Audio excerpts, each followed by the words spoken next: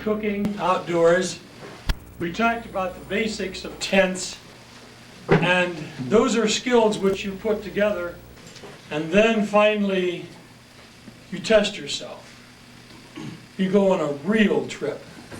You don't go to Camp Carnegie in Rensselaer with a dozen Daryl's donuts and a quart of milk, but rather you do something else.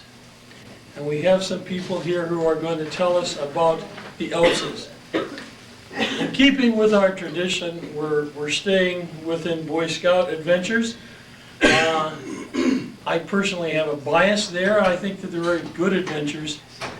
We have in the United States 4 high adventure camps that are truly fantastic facilities. You're going to learn about 1 or 2 of them tonight.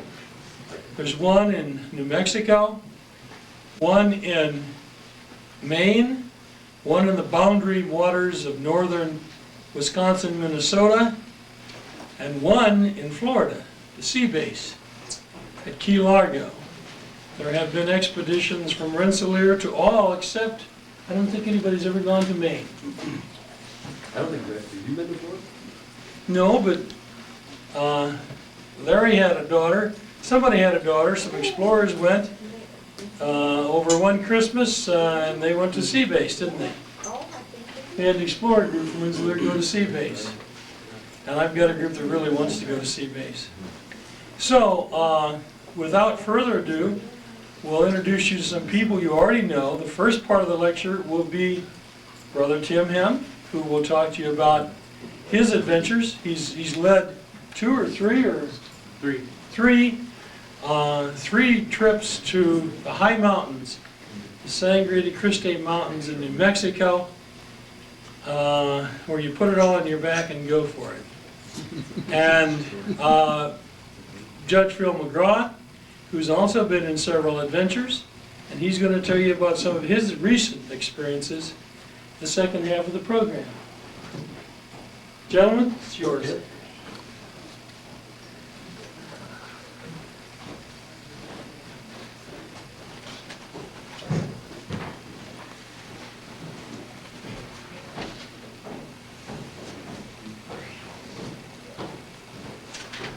Ken Ayler did not lie a bit when he said what he said about the Boy Scouts.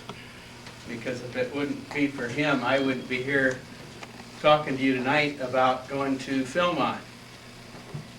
Back in 1979, he approached me and he said, "Oh, wouldn't it be just a wonderful thing for you to lead this group of kids and go into the mountains in northeast New Mexico and spend 2 wonderful weeks backpacking? Wouldn't that be fun?" And any of you that have worked with Dr. Ayler know that he has a way of maybe making you believe something you really don't believe. In kind of a weak moment, I said, "Yeah, I'll do that." And then for months I wondered why I said that. But I can surely admit today that I'm glad for every opportunity that I had to go to Philmont, and I did go 3 times. Doc's 2 sons, Jamie and John, went, and Jim's son Bob went. I don't know if there's anybody else's family members here that have gone. Steiners. Byron back there has been to Philmont. He's going to help with the cooking portion of this. We ran out of time when we were doing the cooking a couple weeks ago, and people seemed to want to see what this freeze-dried cooking was all about. So we're going to do some of that tonight. Anybody that's really brave during the break time will be able to let you sample some of that freeze-dried cooking. Let me give you just a little bit of background information on Philmont, which is the only backpacking expeditions I have ever been on. The newspaper reported that I would be speaking on backpacking in Arizona and Canada. The closest I've been to backpacking in Canada was, I guess, a couple years ago when somebody borrowed my pack, and my pack went, but I didn't get to go along. So you're going to have to settle for New Mexico. The area that we went to was actually 137,000 acres of land, which is owned by the Boy Scouts. and that translates into 215 square miles in the Sangre de Cristo range of the Rocky Mountains. The elevation there is from 6,500 to 12,441 feet. So there were times when we got up into some pretty thin air.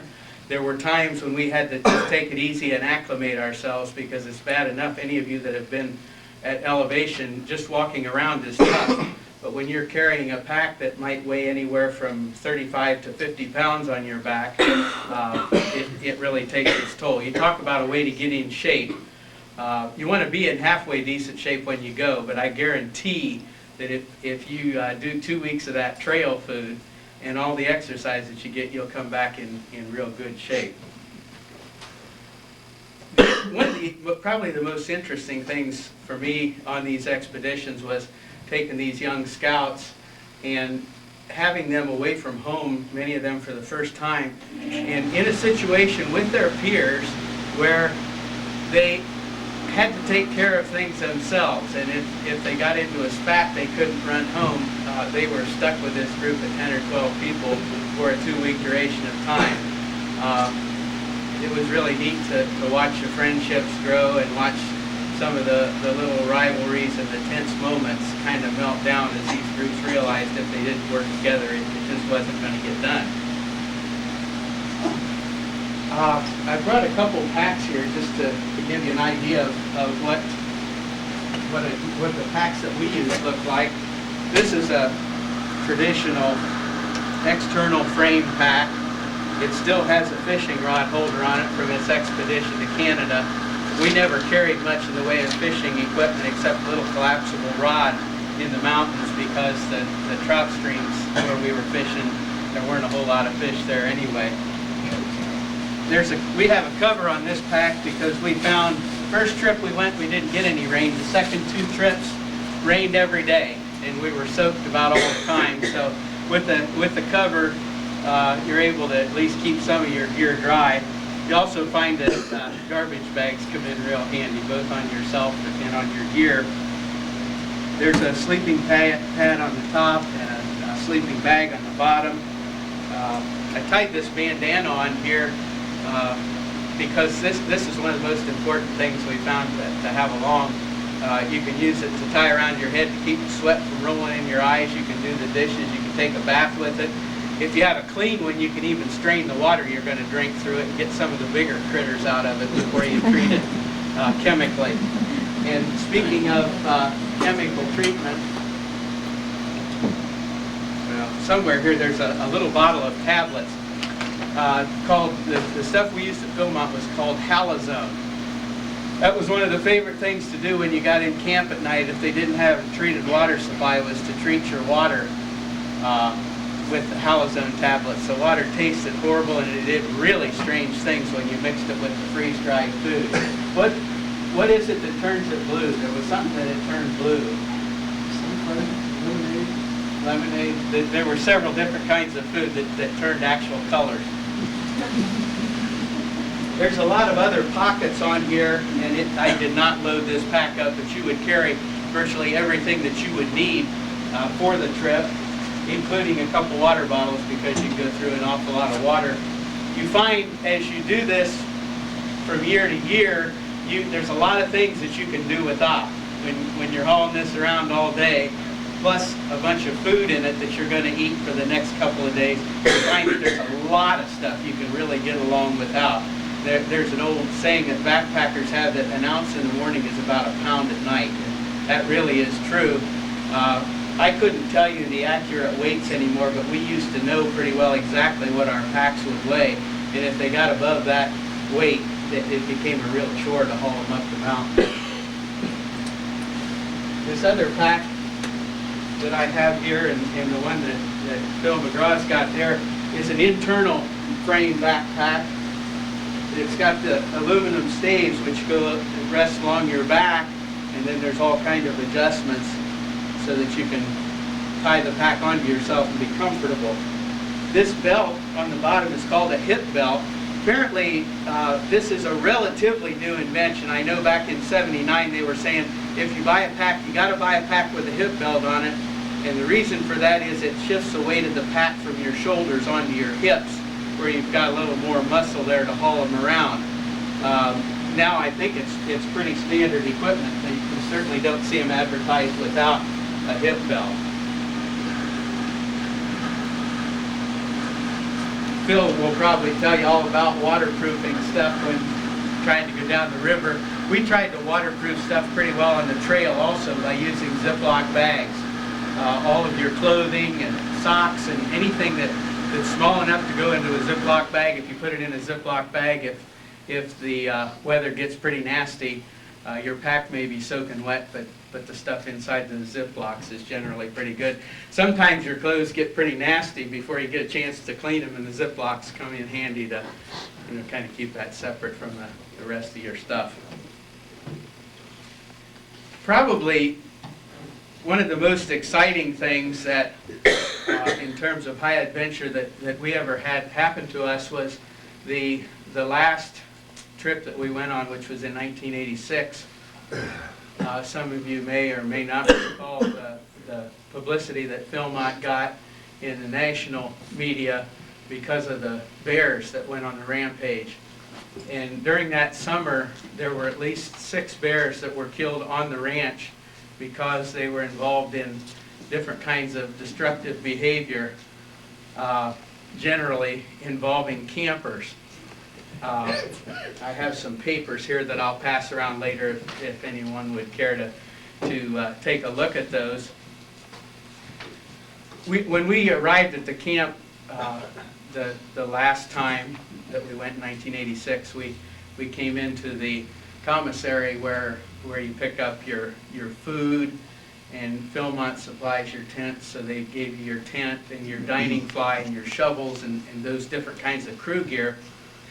Now picture, if you will, 10 or 12 young, maybe 8th, 9th, 10th graders coming into this after being on the road for 3-4 days. And they're on the top of the world, and they are going to go out on that trail, and they are going to conquer those mountains. So we went into the commissary to pick up our gear, and the din was unbelievable. You couldn't hear yourself think. And we're standing there waiting in line for our time to get our tents and our food. And this young boy walked in, and he didn't have any hair left on his head, and he was sewed from one end of his scalp to the other, and his arm was in a sling, and he was all stitched up. And the Rensselaer boys looked at him and said, "Gee, wonder what happened." So we started talking, and he shared that he had been involved with the bear attack. So naturally, our guys thought, "Wow, this won't happen to us. We're tough." And they all pulled out their pocket knives and looked, "We're tough. We're going to get through this, okay." So we had to have a little meeting of the minds there that it wasn't just as easy as they thought to take on a black bear with a pocket knife. So we hit the trail, and shortly after we were on the trail, we started hearing talk of a bear attack. And when we started putting things together, we realized that the bear attack that they were talking about was not the same attack that we had seen the victim of. Of course, when you have some thousands daily young people coming into a reservation on a national and international level, the last thing you want to do is have a panic so that the people at home find out what's going on and start canceling their reservations. So everybody was pretty mum about that. So we heard about this attack, and then later on in that day, we were walking through the camp, hiking down one of the trails, and some of the rangers went by, and they had a bear in the back of their truck. This was yet another bear that they had to kill because it was causing problems. So during the course of the couple weeks that we were there, it was kind of an interesting time. We had to be very cautious about the bear bags that we had to hang every night, which anything from film to gum to scented toilet paper to drink mix to candy bars, anything that a bear might like, you had to put in a bag and suspend it way up in the trees. And they had a pretty good formula for that. They had to be a certain amount of feet up in the air, and it had to be a certain amount of feet away from the tree on either side.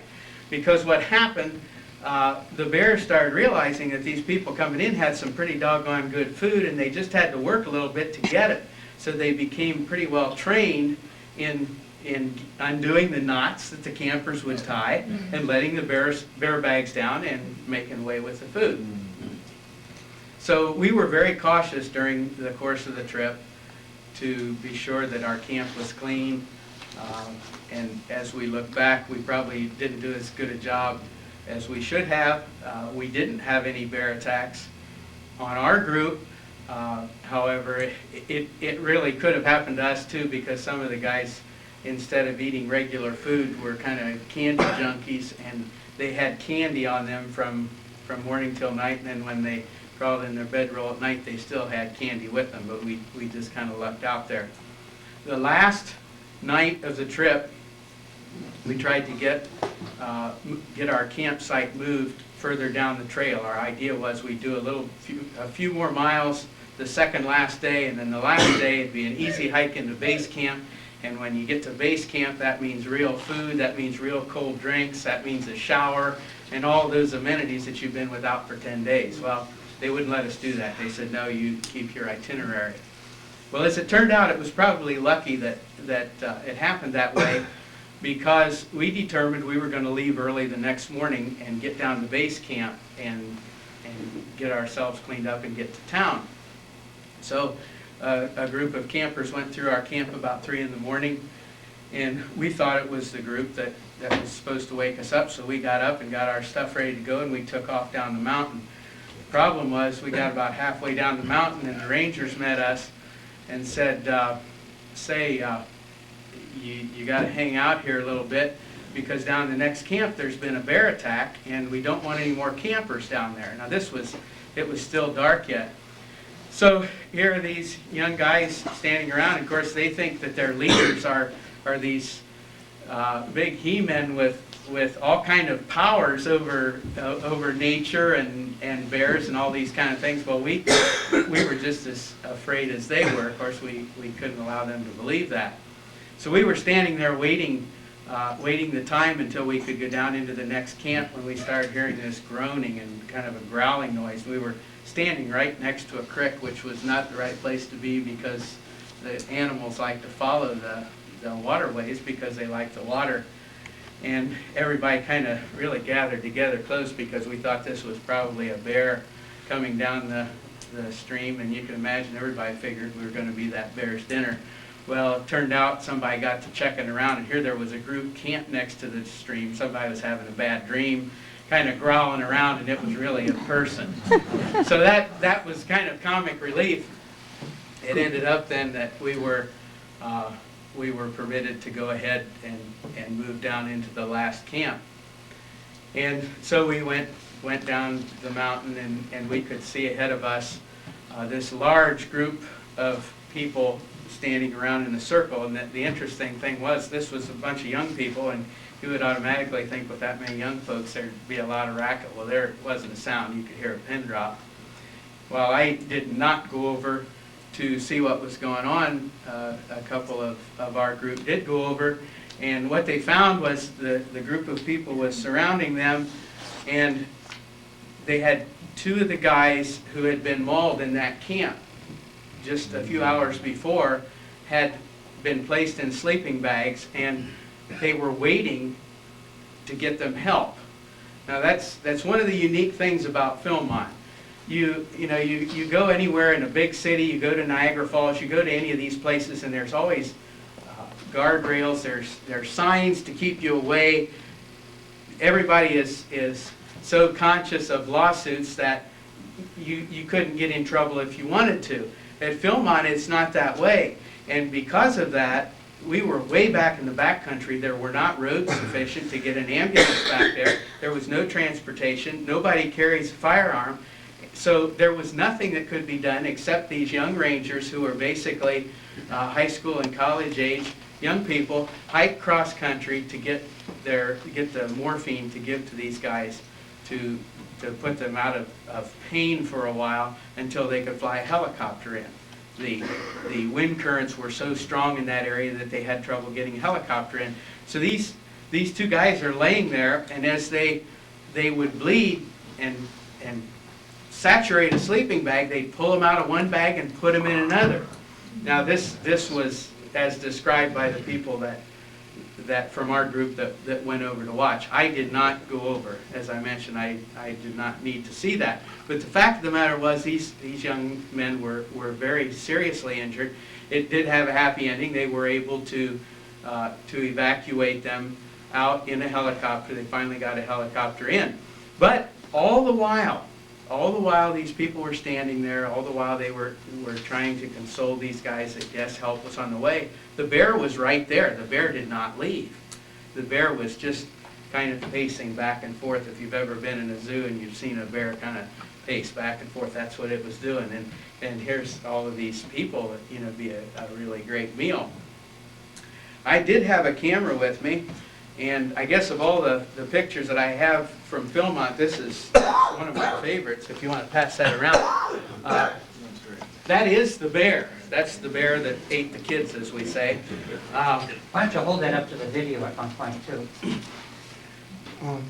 I was lucky enough to run across a fellow that had a camera like I did that had one of these great big lenses, and that's how I was able to get that picture of the bear. The fact is, it is a wild place, and you know there's very few places in our country left where you can really go out and have that kind of adventure and not really be sure how things are going to come out. I do understand that a couple years after this incident, one of these young guys was on TV because they came up with some kind of a new hair replacement technique, and he was going after that because the bear kind of lifted his scalp. So just another little aside, there were two guys from New York, from the city, and this was probably a really good experience for them to get out in the mountains and see the wildlife and see the stars and all those good things. But they were certainly typical ornery teenage boys, and they went to bed one night and they were in their camp in the tent. They used little two-man pup tents, and this bear comes into camp and he's walking between the two tents, and he trips on the guy wiring the tent, and he falls on this kid. Well, the kid thought it was his buddy out trying to, you know, just to have a good time, kind of. Maybe he had been out roaming around anyway, but he thought it was his buddy bothering him, so he started punching him through the tent. Well, it ended up, it really wasn't his buddy. His buddy woke up and said, "What are you doing?" And by this time, the bear had either found the door or made a door, and he came in and tried to eat the kid for dinner or whatever. The bottom line in all of these attacks, they were basically caused by people. If people had done things right, they wouldn't have happened. It's not common to try to punch a bear out. If he hadn't punched him, the bear probably would have fallen on him and gotten up and walked away. The case of the two boys that were in camp, when we came in, one of them had been out trying to bait mule deer into their camp by spreading peanut butter on the grass. And he was spreading the peanut butter with his hand. He didn't wash up before he went to bed. Well, bears and peanut butter, that's just kind of a natural. The other one, because he was getting down to base camp the next day, was going to be in civilization, and realized that there were going to be people around who might really care what it smelled like, had gotten a shower, which is really a precious commodity in the outback. And I'm going to show you a couple pictures of what their showers look like in a minute. But he decided that he'd kind of get a jump on things, and he took his shower and he splashed on some aftershave. That aftershave was real sweet, and that bear came along and he smelled that aftershave, and he decided he wanted kind of a piece of that. So in virtually all the cases, the bear really wasn't at fault, but again, in all the cases wherever they could make a positive identification of the bear, they did destroy the animal. I think maybe in one of the other cases they moved them away, but Philmont is such a large area, you could probably move them a pretty good distance away, and the animal would still be on the ranch. Anybody like to ask a question at this point? we'll have time when I'm finished to also, yeah, They don't allow you to carry firearms no, whatsoever? no, not at all. No There were- firearms, they're lenient on tobacco products and no alcohol. It's a dry area, except for the town. Lot of people carried walking sticks. We all had walking sticks. In fact, the walking stick I had was an old hockey stick, which is pretty stout. And that is what these guys were beating on this bear. The bear had the kid, and the leaders and a number of the young people were out there beating on this bear. And the bear was having too much fun. You know, they just couldn't get his attention. Yeah. I know we did come out, we wore bells on our ankles while we hiked. A little bell to ring all the time to get between a bear and her cub. Right, that they recommend having bells or even a whistle to make noise, but virtually all the problems that we experienced while we were there happened during the night. And the very first time that we went, we had a bear problem. A bear came into the camp, and he went down the pack line, and he picked this one pack out and just destroyed it. Absolutely destroyed this pack. We found out later what it was. The kid had an envelope from home with like a perfumed gum on it, and he had some gum in the pack. But that particular night, that was one of our first nights out, and I heard the racket, and I woke the adult up that was in the tent with me, and I said, Charlie, there's a bear in the camp. And old Charlie pulled his sleeping bag over his head, and he said, tell me when he's gone. But I saw that one very clearly. It was a bright moonlit night, and the only thing he did was destroy that pack, so we were really lucky. Now, the last day on the first trip, we traveled in two different groups, and the group leader in the other group told the kids that, no, you don't need to put up your bear bag, we're out of bear country. And we had this rivalry going. Our group's better than your group, we're going to get there sooner. So we put our bear bags up, we got up in the morning, we went down to base camp, we were in town, we had meal, and we had come back already. When they were dragging across, coming into base camp, they were really upset. Their adult leader, who was also a scout executive, told them not to put their bear bag up. The bear came into the camp, he grabbed their bear bags, took them up the mountain, scattered their film, their cameras, their toothpaste, everything up the mountain. So before they could go down the mountain, they had to go up the mountain and pick up their gear. So, if I can indulge you for just a few minutes, I ran across this newspaper today in some of my memorabilia, and it's really rich. Some of you would really appreciate this because it's written by folks that you probably know, or at least some of the parents. I won't read the whole thing, but I'll read some selections. While we were there, we encouraged the young people to do a journal, just to kind of remember, you know, what was going on. Some of them, well, you can imagine the styles of writing of these young folks. Some of them were very interesting. This was good enough that the Republican printed it, so it's, you know, the language doesn't need any sprucing up. But it's really interesting when you realize these guys were 14 and 15. Adam Vanderweilen, Larry and Lynn Vanderweilen's son, and Jason Armold was 15, who is Presley and Sharon Armold's son.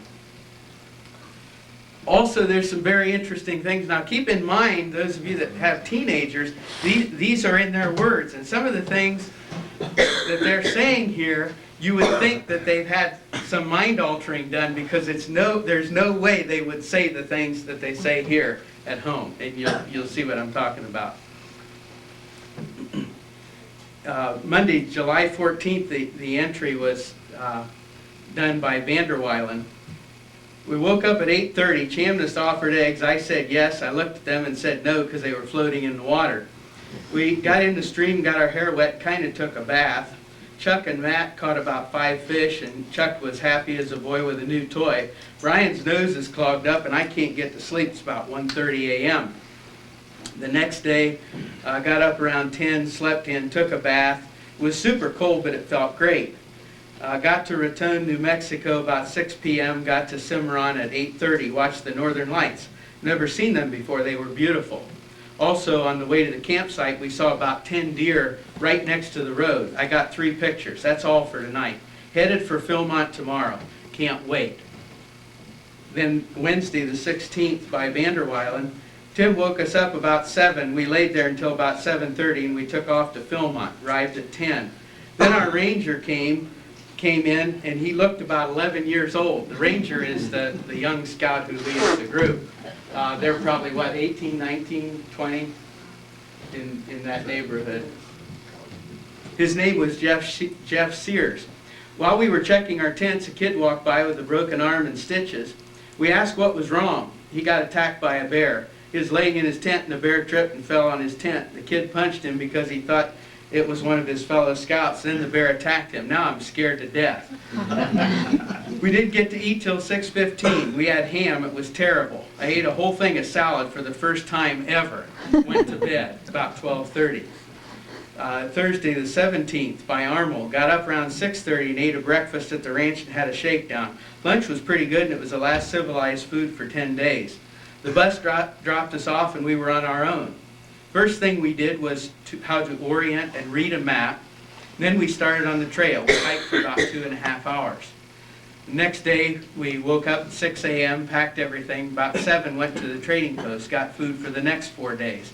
When I ended up packing all the food, my pack weighed 43 pounds. Today was one of the worst days of my life. You wouldn't believe how much I wanted to say the hell with it and go back to base camp. Davison and Teeters led us the wrong way and we walked about a mile too long. Finally we got there about 12 a.m. It's amazing what I like out here. We had tuna salad and crackers. It was awesome. Now tell me, if any of your teenagers told you that lately? We were shooting 30-06s. I didn't know what I was doing. I was 2 for 2 shooting.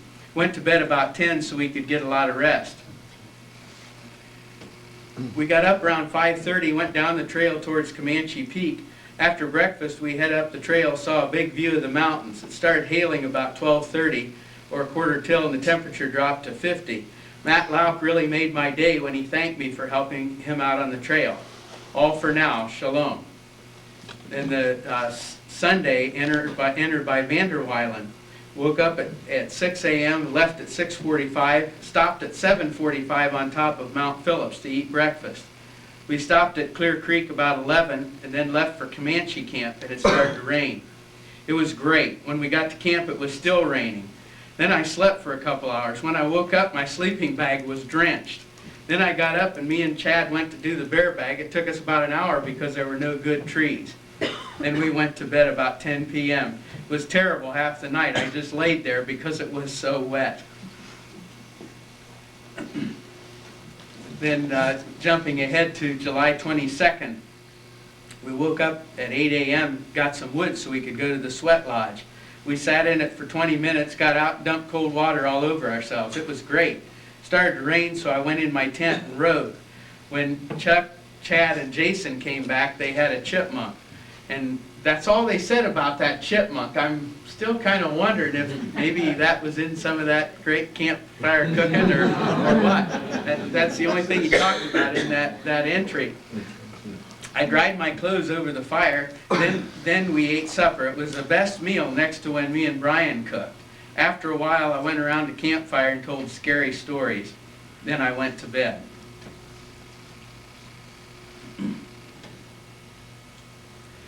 On the 24th, Vanderweilen writes, I woke up at 6 a.m. Me and Brian went to get the bear bag. We hiked about an hour and a half and then stopped to eat breakfast. Teeters and Tim said they saw a mountain lion. And a mountain lion we did. We were just finishing breakfast. We were sitting alongside the trail and the whole group was ahead of us and we were bringing up the rear. This mountain lion came from off on the right and jumped literally right over our heads and down the mountain. We were glad that he didn't decide to eat his breakfast then. We weren't quite in the mood. We hiked for about 3 hours and made it to Abreu. When we got to the campsite, the ranger told us there was a rattlesnake in the toilet. That was a great experience. I can still remember that. Luckily, they had the toilet boarded up because there wouldn't be room in an outhouse for a rattlesnake and me. Anyway. We had pancakes for lunch. They were great. Me and Brian got water out of the stream. I tried some. It tasted good. So when you start talking about the water tasting good, you know that it's a kind of a different experience.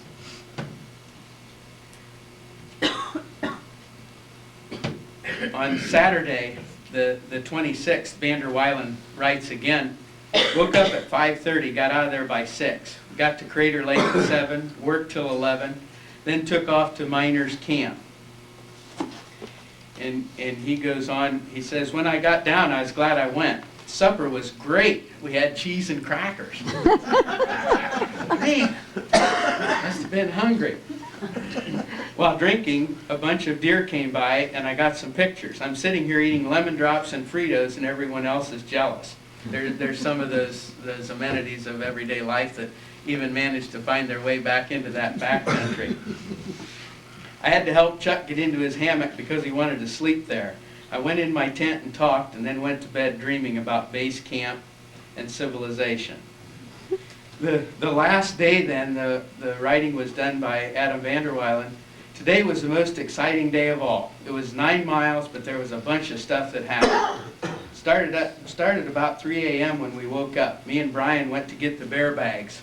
That means go out and pull the bear bags down out of the tree and pass out all the gear. It was dark out. We took off anyway. We had to use flashlights. After about an hour of hiking, 3 rangers came on us and called over Tim and Jason and told them that there had been a bear attack at Schaefer's Peak. We had to go by Schaefer's to get to base camp, and they said the bear was loose. They told us to wait 20 minutes and then continue to hike. It was still dark and we were all scared. When we got stopped, there was a crew sleeping under the stars and the kid was having a nightmare and was groaning. That made it more scary. We got to Schaefer's Peak about 6:30. There were a bunch of people there standing around. We went up there and there were 2 kids laying down in sleeping bags. One kid was bad, but not real bad. Is that a doctor's terminology? It's bad, but not real bad. The other kid was real critical. They said he wore deodorant that night and the bear came and scalped him and cut his throat real bad. It was scary because the kid's sleeping bag and whole face were real bloody. Also, it looked like he was staring at me. Chills ran through my body. We talked to some kids and they said the bear was right up the hill, and then they told us the kids were in separate tents. The bear went around to every tent and looked in. They said there was about 30 people in a circle and they were barking, trying to scare the bear, and the bear tried to attack all of them. Sounds like something you'd see in a cartoon comic strip, but this was in real life. Later on, we decided to go to base camp with another crew. Before we left, the guy told us that the bear that did the damage took off up Schaefer's Peak, and that's where we headed. He told us to get in a circle and make a lot of noise if a bear started to attack us. We took off up the hill, and 4 minutes later we heard hounds barking like mad, and they were getting closer. We hiked on, and the hounds became fainter and fainter. We saw a couple helicopters fly by in the direction of the attack. That's kind of interesting because I remember the morning very well, and there was one helicopter, and we took pictures of it, but apparently through the youthful eyes, there's probably a whole squadron of helicopters coming in to save the day. We saw base camp and it looked about 100 yards away, but it wasn't. When we got there, we went to the van, packed our packs, we told some kids about the bear, and they started asking questions like crazy. We talked like we knew everything, and they did. We got a Coca-Cola Classic and it tasted so good. After that, I took a shower and it felt great. Put on clean clothes, brushed my teeth, combed my hair. We packed the van and went to town. We got back to Rensselaer about 10 a.m. July 29th. So that's the 2 weeks in the life of a Philmont camper as seen through their eyes. I do have a number of these different articles. There's this article from the Republican. There's also an article here from the Lafayette paper. There's an article from Time magazine. If you want to just kind of pass those around, so there's duplicates of those so you can look at them. I want to show you this map here, and then we'll whip through these slides real quickly because I know Phil's got a presentation to give as well. You want to bring your map out? This is the map, a map like we were issued when when we hit the trail. This, of course, has never been on the trail. This was brought back and framed. This is all of Philmont, 215 square miles. And what he's got here is the same map, but this is a map that he used, and you can see how it's marked out for the trail that his group took. It's very important to have this map. It's very important to have a compass, and it's very important to know how to use both of them, because it's not like a super highway. There are some signs along the way, but did you guys ever get lost? No. And what happens when you get lost and you go the wrong way? Keep hiking. You keep hiking, and then you got to come all the way back. Well, we found an alternate. The day we got lost, we was in the Pueblo ruins. We got a burro. We got lost and ended up on top of the mesa. And there's a trail that went through the mesa, it came up down. But we was looking at getting to backtrack it. It is possible to backtrack. We got on one trail one time and could not. We had to go back the way we came, and it takes a lot of energy, a lot of time, and it screws your itinerary up, because it's not like you say, well, I'm going to try to go from here to here today. You have your camp laid out, and the camps are generally all taken. So if you say you're supposed to be up here and you only make it to here, there probably won't be a place for you to stay here. You really need to get to where you're going each day, or your itinerary will be screwed up all the way through.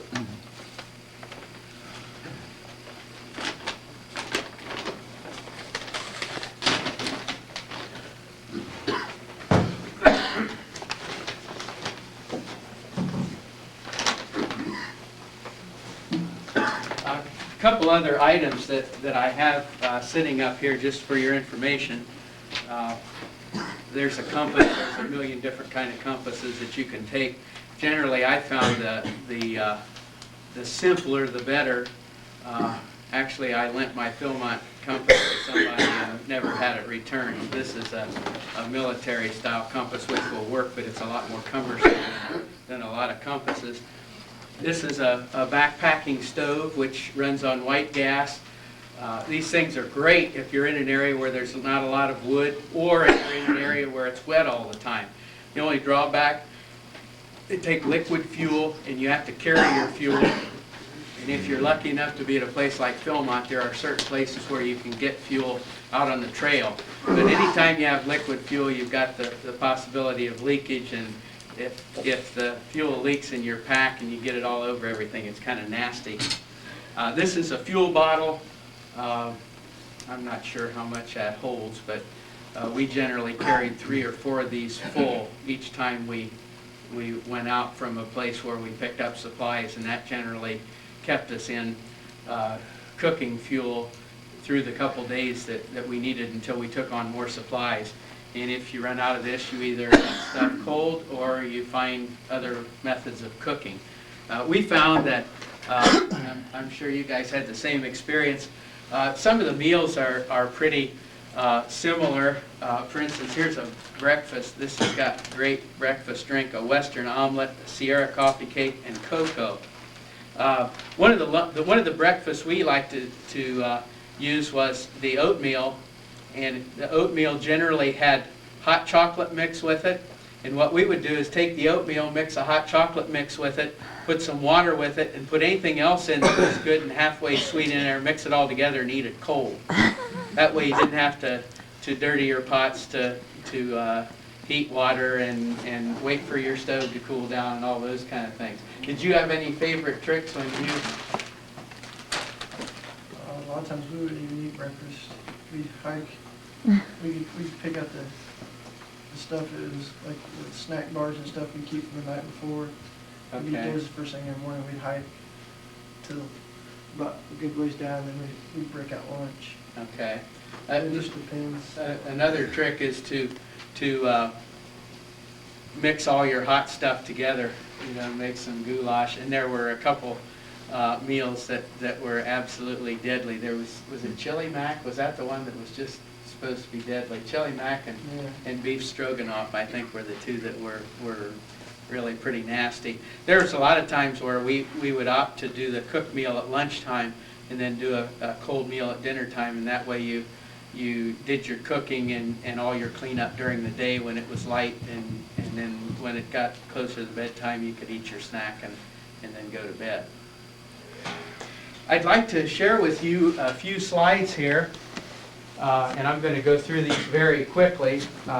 Most of them are scenery. There are a few things that I'll point out to you. And then I guess, you know what, we've got a cord here. I wonder, can you reach your camera over here, Mary? Yeah, go ahead. Any of you that have been out west might recognize some of these formations. John Ayler, that's Doc's son, is right on the top there, and that's quite a few years ago, as you can see.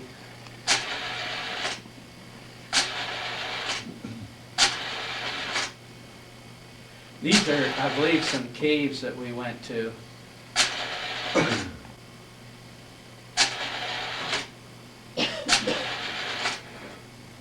Going up Pikes Peak, 4th of July, ran into a snowstorm.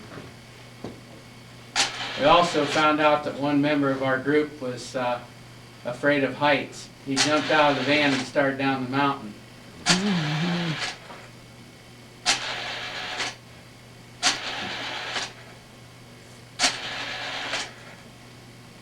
That's a mule deer.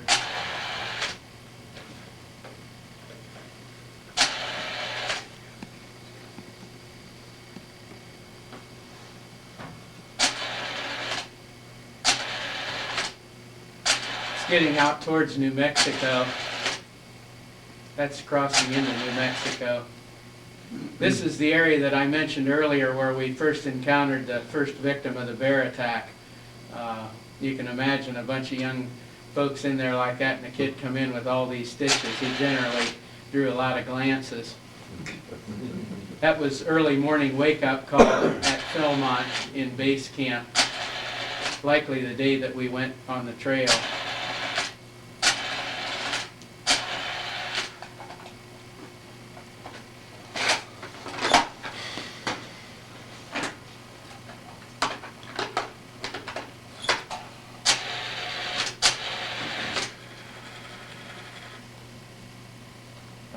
I'm not sure what those guys were doing, but I think they're maybe doing some dishes. That's a typical campsite.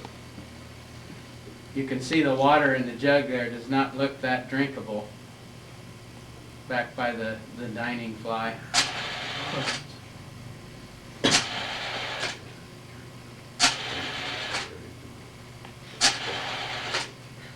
The deer would come right into the campsites. They didn't have a whole lot of fear.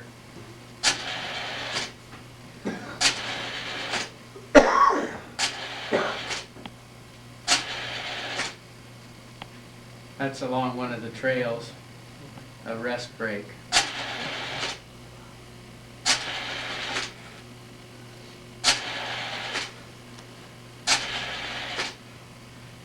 Guess what those are? Those are the bear bags.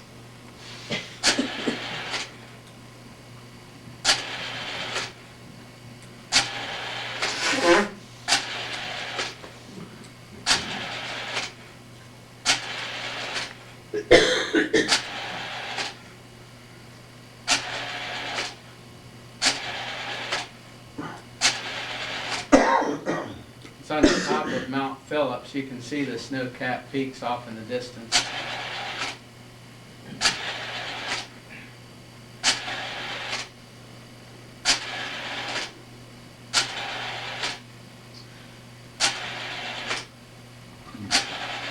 They had various church services available during the course of our stay there at Philmont. This is a Catholic Mass out in the back country.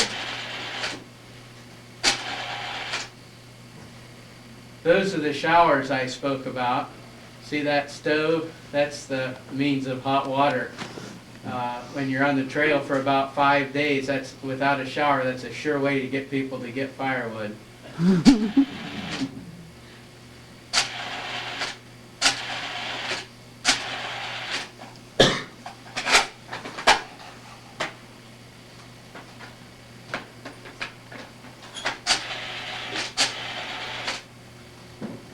That's someone getting ready for dinner.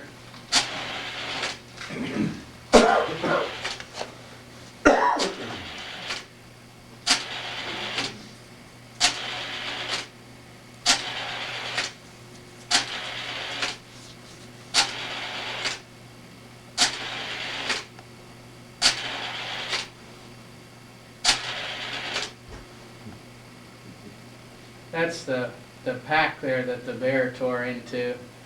The picture doesn't do it justice. If you were to turn it around, you'd see that it was very much out of square, the frame itself, and there's several of the pockets are ripped off.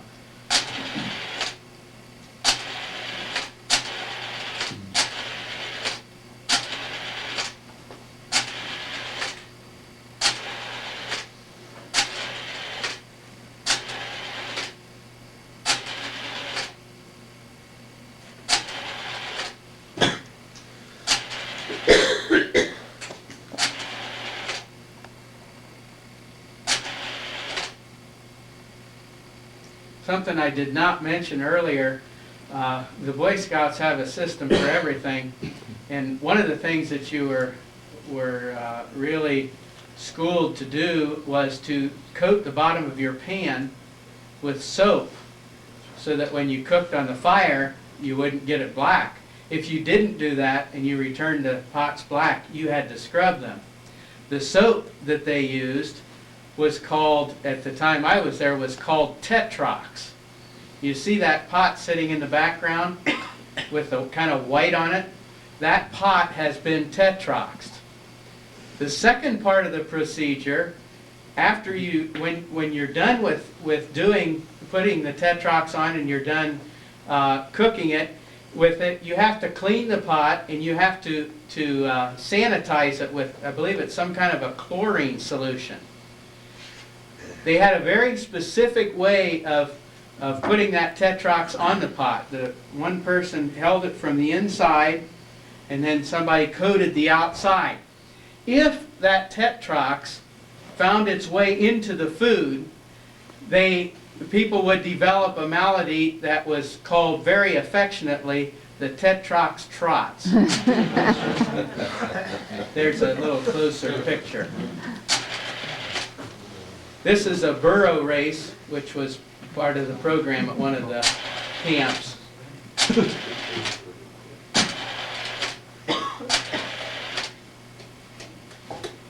The Tooth of Time is one of the landmarks at Philmont. That picture is a picture of the backside of the Tooth of Time.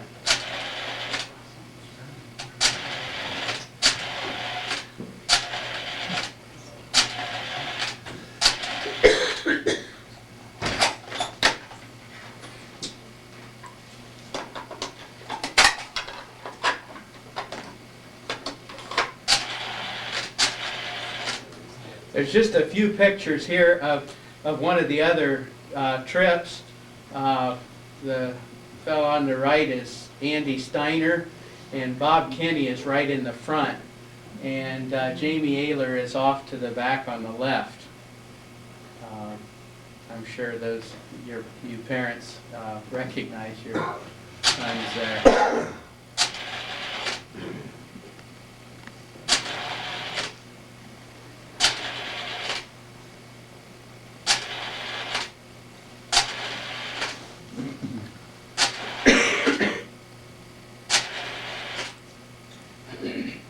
I mentioned earlier there are no guardrails at Philmont. If some mothers saw their sons walking on something like that, I think they'd probably have heart failure.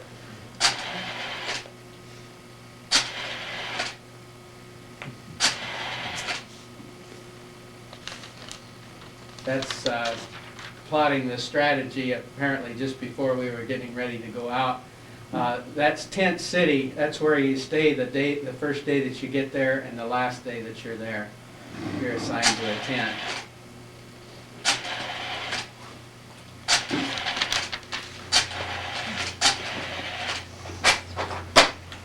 That's it. Thank you.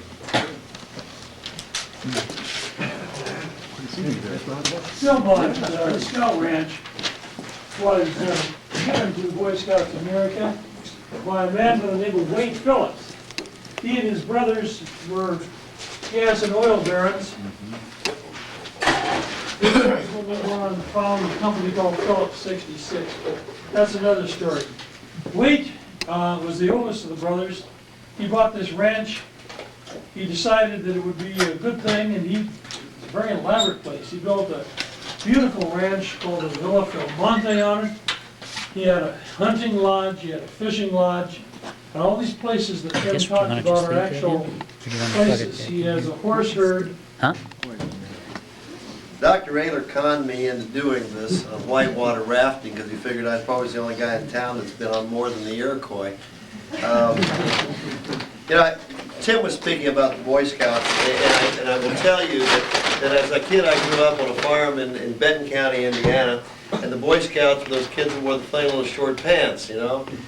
We didn't have much to do with them, and so, you know, and I didn't either as I grew up. In 1970, I lost my son, and in 1971, Ken Ayler called me and said, you know, I got some boys that need some help. It's all And untrue. that's I it. never do this. And he said, and I said, well, what kind of kids you got problems with? And he said, well, I got these high school kids that need somebody to help take care of them. This group called Explorers. I had no idea what Explorers are, and I didn't know that's the co-educational arm of the Boy Scouts of America. So if anybody here thinks that a girl can't be a Boy Scout, you're wrong. When a girl turns 14 to the age of 21, she can be a Boy Scout and do anything the Scout boys do, believe me. That was in 1971, this is 1996, and I'm still doing it. And the exploring division that we run, and the groups that we run, are called high adventure groups. We've traveled across the United States, we've climbed mountains, we've whitewater rafted, we've hiked the Appalachian Trail, we've gotten blisters, mosquito bites, and chased by animals every place in the United States and Canada. Canoe trips into the boundary waters. Dr. Ayler talks about the 4 major Boy Scout camps. Now I'm wearing a shirt from one called the Rocky Mountain Council, and this camp's called Packard. It's a high adventure base, a mountain climbing, mountain rappelling, whitewater rafting base. It's a base that's at 8,500 is the base camp. It's on a geothermal mountain in the desert. And it's fun. You're up at 8,500 feet, and they make you park your vehicles at about 2,000. And when you're packing up to this base camp where your tents are at the top of this mountain, you're wondering whether the hell you're ever going to get up there. Flatlanders, you know, we're at 600 feet here, okay, approximately. And you're going to 8,500. The first, forget the 4,000 is a real, you know, is really easy. The next 2,000 is not so much fun. And when you go up a mountain like Antero at 14,800 feet, it really gets tough. You think your pack weighs a ton. But this base runs as it's whitewater rafting, and it's sponsored by the Rocky Mountain Council of Boy Scouts of America. Runs the Arkansas, and depending on the trip that they're having to be taking, it could start at Leadville, Colorado, and run through the gorge. Now everybody says, well, the gorge is on the Colorado. Wrong. The Royal Gorge is on the Arkansas. Arkansas is one of the most widely rafted rivers in the United States. It has rapids running from 3 through 6. And I'll explain this to you in a minute. What I want to do is the last group I took, and these are kids from town, this is a rapid, and that's one of the rafts we're in, okay? The time this photograph was taken, that river was running roughly 5,000 CFS. This is one, I hate the way they name these things. This rapid's called the Widowmaker. I want everybody to look at this and just tell me how many people are in this raft. I got another photograph that shows you how many people really are in that raft. Whitewater rafting, the way we do it in the class of rivers, is what is known as high adventure. I had a guy tell me once that high adventure is anything that you are in danger of physical injury or death. If it doesn't meet that definition, it's not high adventure. Now, high adventure for an 18-year-old climbing a mountain face is different than a 70-year-old. But if the 70-year-old's life or physical being is endangered, it's high adventure. Okay? Now that doesn't mean taking a canoe down the Iroquois unless you're with Dr. Ayler during flood time. That's high adventure. Larry Jenkins is laughing out. There's some of us here that know it, okay? On whitewater rafting, I'm going to tell you there are 2 kinds of rafters. Those who've been thrown out of the raft and those who are going to be thrown out of the raft, okay? Believe me, when you get into whitewater rafting, you spend some time in the water. So if you are afraid of water, you certainly don't want to go on these. And I got some films here. I'm going to show you some classes of rapids. My start to high adventure, and it wasn't with Dr. Ayler, was when a kid on my floor at Purdue, we'd watch him leave every weekend, him and his buddies, and they'd have ropes and pitons and rings, and they'd take off, they'd be gone the whole week, and they'd come back and say, "Where you been?" "Well, we've been down at Attica climbing the cliffs and rappelling off the cliffs." And they'd tell us how much fun they had, and we thought, gee, a bunch of farm kids, we'll go down and try that, and so we did.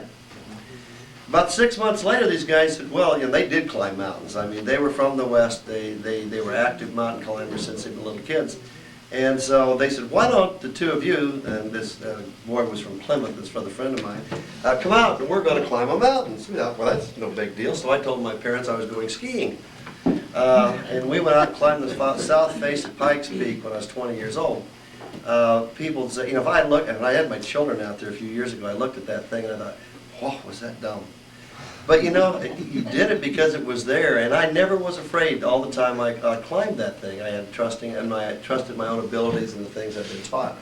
The same thing is going to be when you run rapids on the river, all right, unless you get caught in a place where you shouldn't be. Rivers are classified 1 through 6. Okay, now what we generally say is that a class 1 river is a river that you can go down not have any problems unless you lay face down and try to drown yourself. Okay. Class 2 would have some gentle rolling water in it. Class 3 would have some fun waters in it. Class 4 has some dangerous waters. Class 5 is as high as you can raft. Class 6 is considered impassable. Have we ever gone through a Class 6? When we ran the Arkansas on the last trip, and all the kids in that photograph, by the way, are boys and girls from Rensselaer. Some of you will know them. The Arkansas was in flood stage. The first day we ran, the water hit 3,300 cubic feet per second. And water is graded on how it flows on cubic feet per second. For instance, the Iroquois probably is running at about 200 cubic feet per second. When we got on this river at 3,400 cubic feet per second, the guides got confused. The first day you run through Browns Canyon on the Arkansas, and you end up for lunch in a town called Salida. And Salida, Colorado is where the national whitewater kayaking contests are held, right through the town. As we came into town, they had set up for the national kayaking races. And when they do that, it's just like they put the little poles in ski slopes. When they do the kayaking through whitewater, they put in gates just like that. And you go through them, and what they are, they're cables hung across the river with white tubes, which are nothing more than that plastic pipe, different colors, and they run the course through the rapids. The first guide and the first group through was a group of Eagle Scouts out of Wisconsin, all boys, all 18 years old. They flipped under the bridge and took off without a raft and anybody. The second group through the bridge were my kids, and what we did with those of us who had some older kids, we put them together, and I had enough to fill a raft. So I wanted them to learn how to work through this with their own abilities, rather than depend on me or some of the other leaders. They wrapped the bridge. Now, I'll tell you what wrapping is later on, but suffice it to say my daughter's back hit the bridge. She ended up in the hospital for 2 days with that. We almost drowned 8 kids from Rensselaer, but the kids remembered their instructions and they were able to get their raft off. The guides were confused because of the speed of the river. The next day we got on the river was at 4,400 cubic feet per second. When we pulled off that night, it was at 6,700 cubic feet per second, and the government closed the river to all licensed rafters. That means anybody that has a permit to run commercially on the river could not put on the river with, or get their permits approved. That doesn't mean that you couldn't throw your kayak in and go try to kill yourself.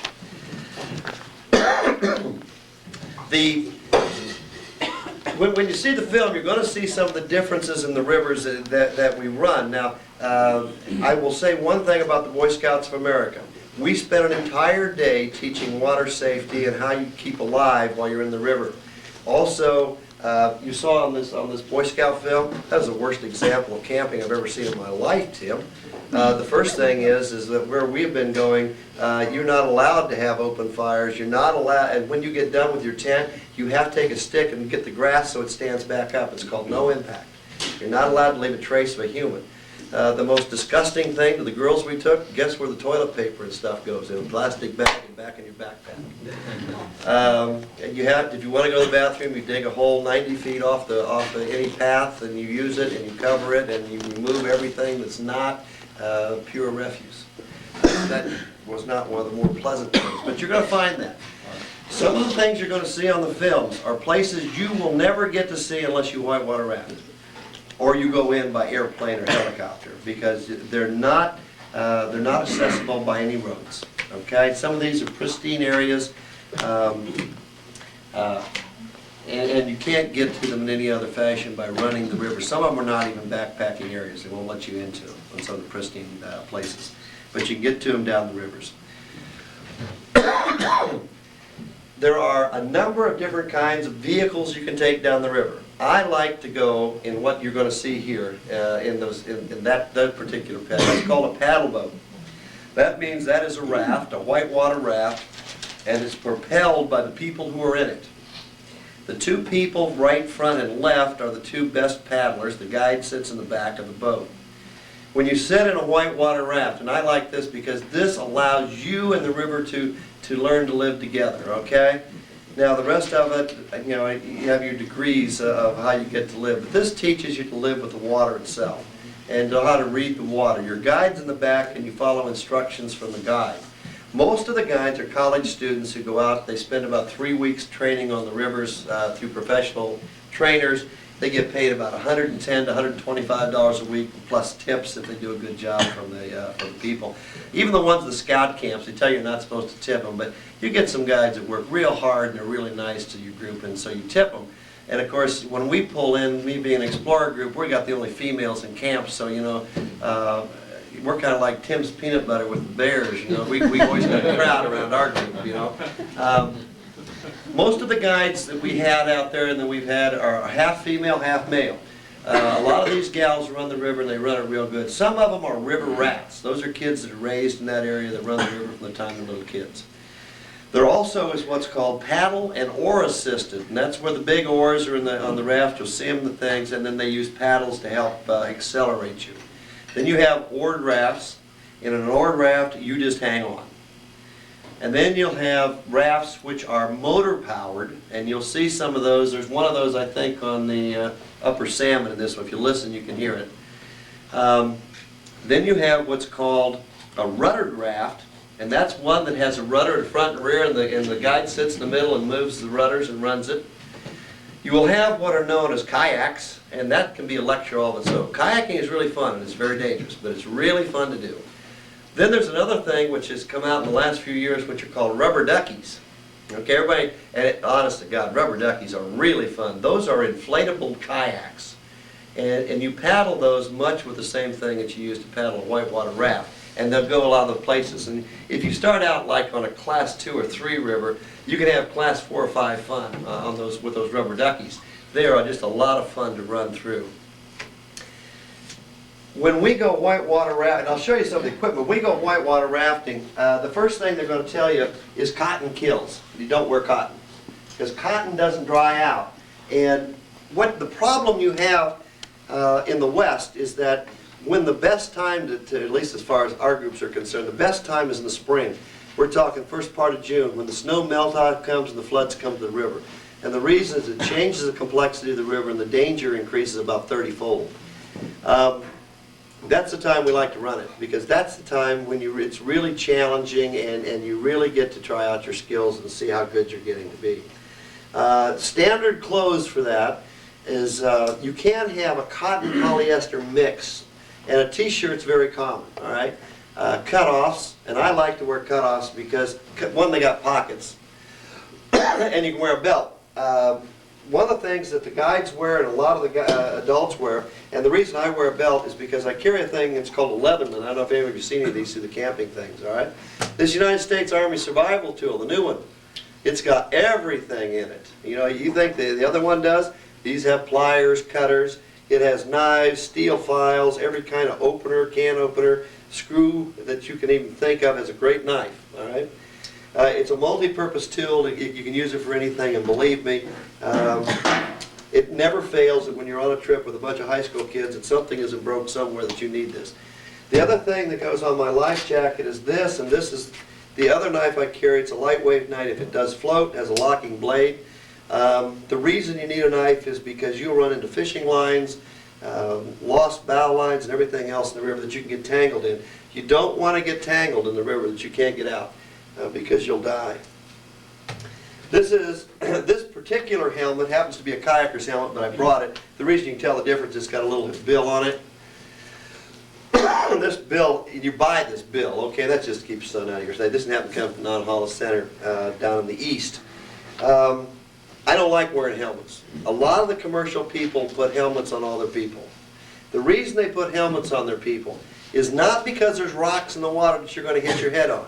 It's because your friendly people in the canoe and the raft will come back like this, and you get smacked in the head, and so people get hurt, and these are the kind of paddles you use, okay? This is a aluminum shafted paddle with a polyester type of blade and handle, okay? You can see this one's had all the plastic wore off. There's wood ones and there's fiberglass ones. Stay away from the fiberglass. The wood's okay, but I tend to like the aluminum because it takes a bigger beating. The wood breaks easier. The reason I don't like the fiberglass is it gets those little splinters in it, and you'll be going along and you'll feel one of them go into your finger. And you won't get that with the aluminum shafted paddles. This is exactly the kind of paddle you use on whitewater rafting. These are the life jackets. This happens to be a kayaker's life jacket. Does anybody know why it's a kayaker's life jacket and not a whitewater rafting life jacket? Anybody been whitewater rafting? What's the difference? Anybody know? Where's the headrest? Whitewater rafting, you get a lot of neck snap, and so there's a headrest, okay? These are the same life jackets they wear in the America's Cup. These are expensive. These are not your cheap $6 life jackets. These jackets cost you about 50 bucks a piece, okay, if you buy them in bulk. And they're good jackets, and you're going to see why you need them when you get to the film. This is something else that you have in every boat, and they come in different sizes. Can't see, Gretchen? No. This is called a throw bag. Why do you need a throw bag? You need a throw bag because you're going to end up in the water, okay, and you're going to have some bad water. You put the throw bag like this, and you throw this, all right? I won't throw it because I have to rewind it. What happens is the rope comes out the bottom of the bag, okay? And it goes flying out. And in the films, you'll see some people on the rocks throwing things out. The one thing you'll find when you whitewater raft is if one group runs a rapid and it's really dangerous that day, they'll eddy out, tie the raft up, come up on the rocks and help other people because you don't want anybody drowning. Other things that you're going to end up taking, if I can find it, I always carry a pack like this. This is called a mountain pack. I like a mountain pack for one reason. One, it's real light, as you can see. It's an internal aluminum frame pack. It rides heavy. It's easily adjustable. You can put a lot of stuff in it. A lot of these things. And when you're on the water, now they'll tell you that they're going to put your stuff in waterproof water bags, right? Okay, maybe you couldn't believe that, but let me tell you what, you want to sleep in wet underwear, just believe that. Pack double, and I use garbage bags. You can buy the big bags with the Ziplocs in them and stuff. Garbage bags work good, you just pack double. Pack everything. Now your camera, they'll tell you they got this waterproof bag for your camera. Go buy the $9 Kodiak waterproof camera that you take the pictures and you send the camera in, they develop it and throw the thing away. Works great. That's how I pack. That's one pair of underwear, one pair of socks. I roll and use rubber bands, okay? And you can see how small they get. Put them in a Ziploc bag and I got a change of clothes that's ready to go. On the river, I wear tennis shoes. They do have what's called a river shoe if you want to buy it. I'll tell you, take an old pair of tennis shoes, it works just as good as anything. When you get to camp, be sure that you have a pair of dry shoes. There is nothing worse than having cold, wet feet when you get back to camp. That's the worst thing that you can go through.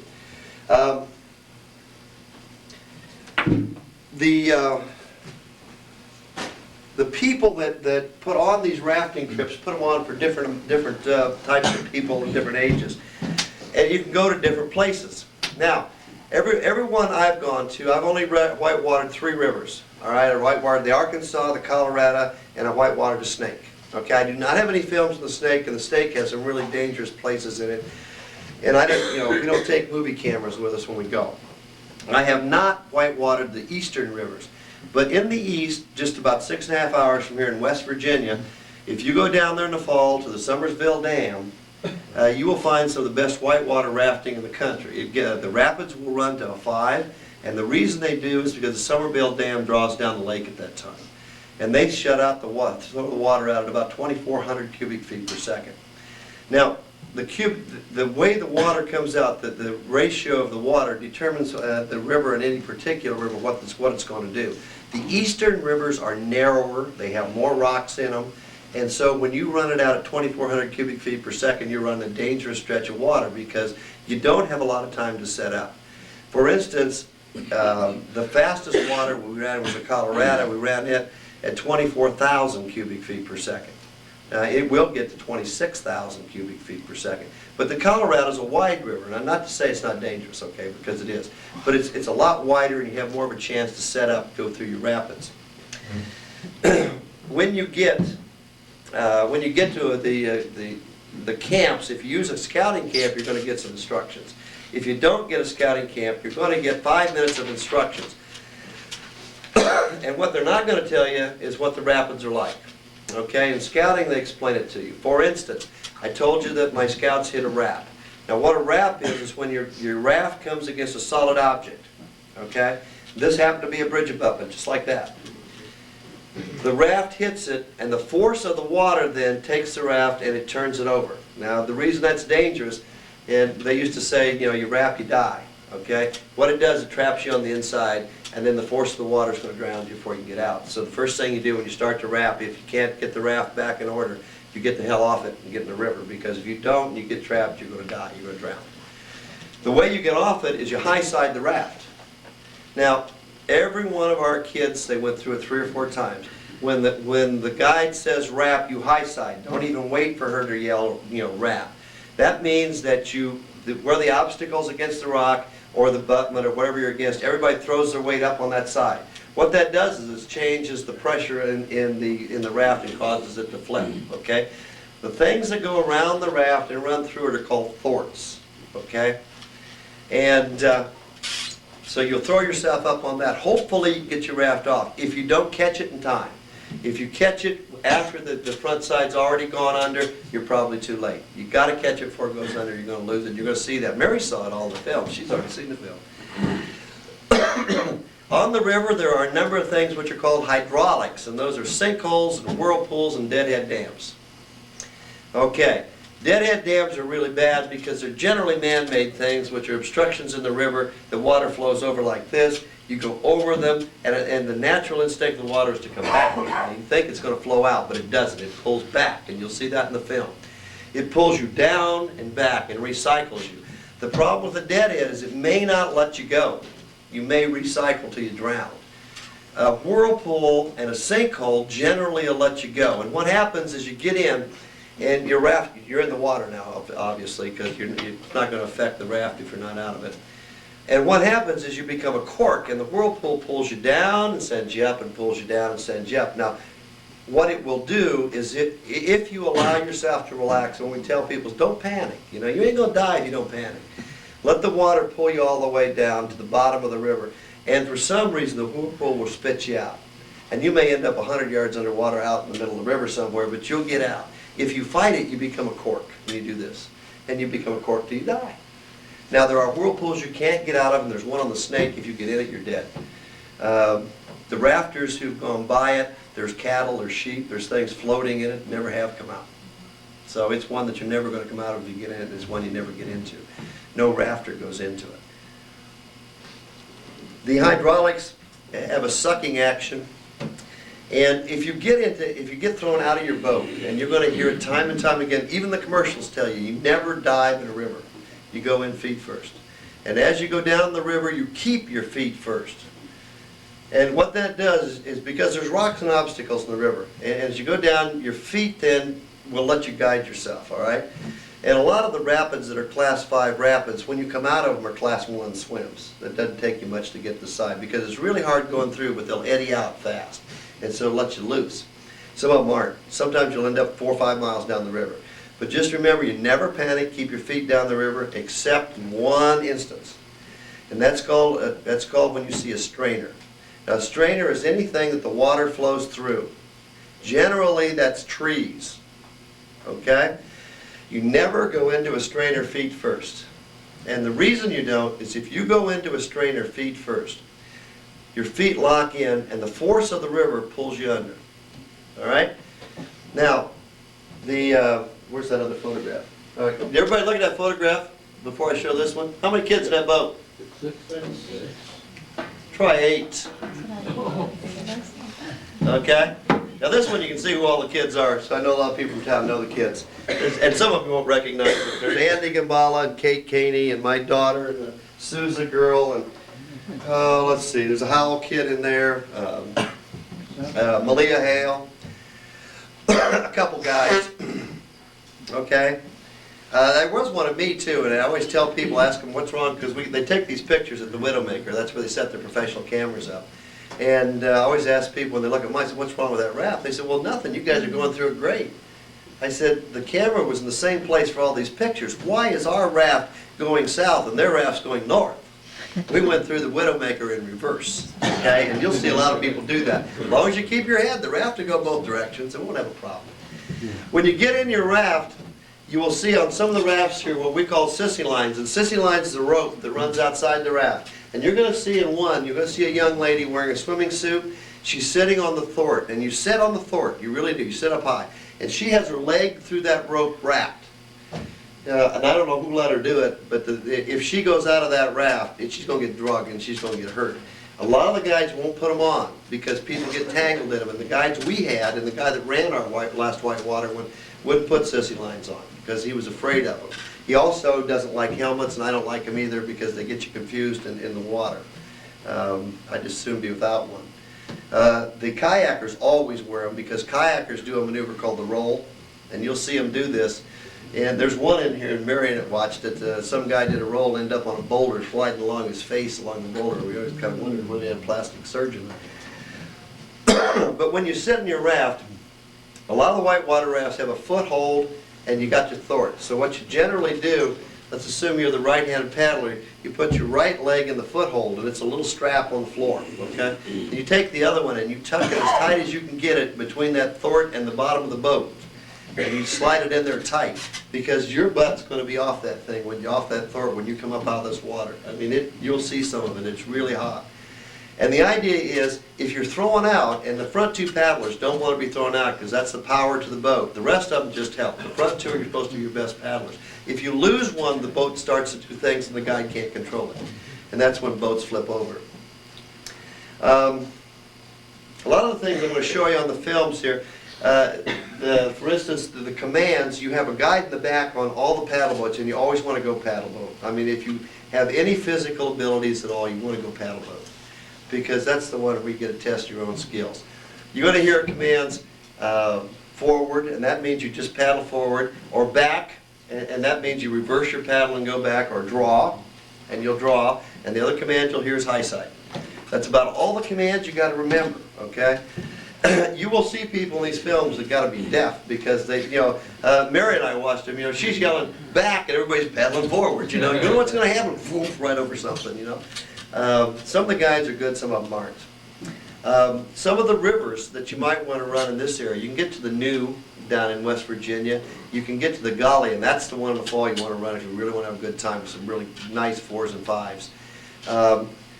The Tiger you can run in Maryland. There are a number of rivers in the east, but these down in West Virginia you can get to real quick. You can run the Ocoee out of Tennessee, but these are all within 6 or 7 hours driving range. So, they're really kind of easy for you to get to. Now, the difference between western and eastern water is in the eastern water you're going to see people in swimming suits all the time, because the eastern water's warm, and so you always see that. In the western water, you got ice coming out of the mountains, and especially in flood stage, and it's cold. So you'll see people in wetsuits. The one thing I didn't bring is why should you buy a wetsuit? I mean, if you're going to do kayaking where you're going to be in it all the time, maybe you need a wetsuit. Dry suits give you a little more flexibility than wetsuits, but they're expensive. What you're trying to do is keep the water off your skin, because the air coming against you is cold and the water's cold. You go out in Walmart here and you buy a $5 rain suit, jacket and pants. Don't buy a poncho. Ponchos get tangled, they're no good. buy a jacket, just button it up, roll the sleeves up on it, keeps the water off your chest and your upper body where you're gonna get cold. I never wear the pants because my legs never seem to get cold, but my upper body, you can get cold up there and you don't want to pull a muscle. So you can put those on. In the late summer, you won't need them in the west because the river levels are down and you're not getting ice melting. So, but it's those spring trips that are really good. Now the cost of these things, how's it going to cost you to go? If you go to one of the Boy Scout High Adventure, the Utah group and the Colorado group have these whitewater trips, and generally they're 2 to 4 days depending what you schedule. It's $230. And that includes everything. Now the nice thing about this base is it's on a geothermal mountain. They have the world's highest, largest hot tub.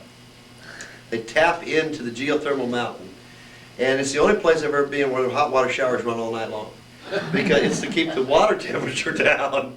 It really is, because they got to get rid of this geothermal pressure. And so what they do is they take you to the river in the morning, and after breakfast you run the river. At lunch you eddy out, they feed you lunch there, they bring it in by bus. Then you run that night until the evening, about 4 o'clock. You hop off the river. Everybody deflates the rafts. Everybody has to help pick up equipment. And any whitewater thing, you always got to haul equipment. Put your rafts up, take you back, you feed your dinner, and into the hot tubs everybody goes, you know, and you have this great time. So it's really a neat camp. It's $230 this year.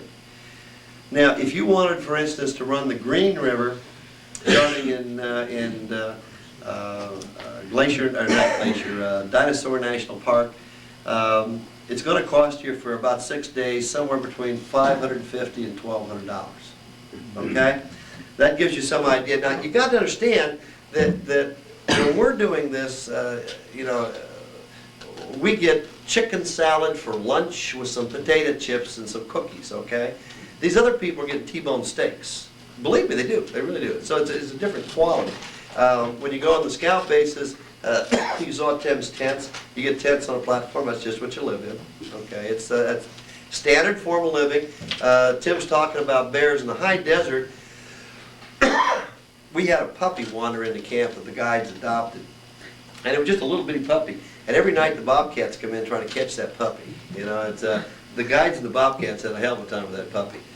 But the thing you worry about most up there is a thing called a rock squirrel. And a rock squirrel is about the size of, it looks like a scrawny red squirrel or a fox squirrel. But man, they can smell food anywhere, and they can eat right straight through your backpack in 3 plastic bags, believe me. And they're into everything, so you never keep that. And I read in the paper last week, somebody gave a lecture and told you about gorp. Believe me, you're going to get it on these trips too. Gorp is a high energy food, and they take it in the mountains, and you take it on the river with you. And in fact, we had so much gorp, I mean, they give everybody about 2 pounds of gorp. We had so much gorp that was our snack food all the way back in Colorado. I mean, it got to where everybody liked it. You know how bad off it was then. The most dangerous thing about the western rivers right now is a thing called Giardia. Did I pronounce that right?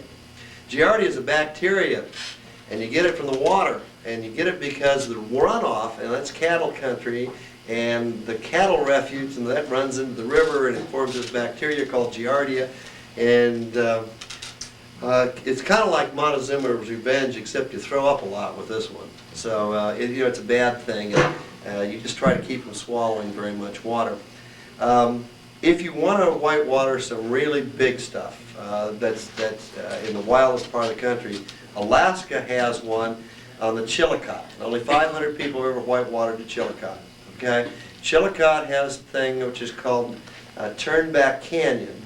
No human has ever rafted whitewater successfully in Turnback Canyon. A doctor from Utah went through it with his kayak, not intentionally. He got sucked into it, which can happen. His kayak rolled 6 times. He ended up out of his kayak after the first mile. The kayak shattered in pieces, and they pulled him out of the river. He did survive the thing. Nobody's ever successfully done it. It's a class 6. Now, I was telling you the rivers, 5 being the toughest to whitewater. The problem with the 6 is it's not navigable. You're not supposed to get through a 6. In Brown Canyon is a 5, which is called Slidell Sinkhole. It's a class 5 rapids, class 1 swim. You come around the corner on the rapids, and you look up, and the boulders are higher than the ceiling, the water spraying 30 feet in the air.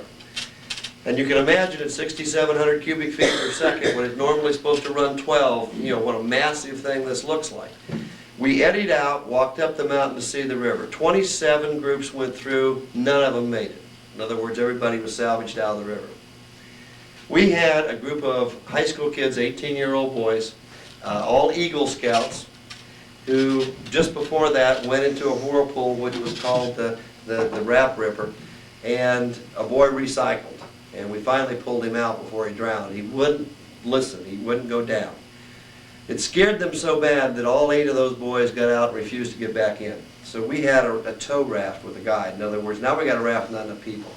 So we got to get this all back to base because they're going to walk. They got up on the railroad grade and they were walking. There's no way they were going back in that water. So the adults and the guides took the first raft through, and we went through that. And we made it successfully. So we take that raft and tie it up, go back over, get in our rafts.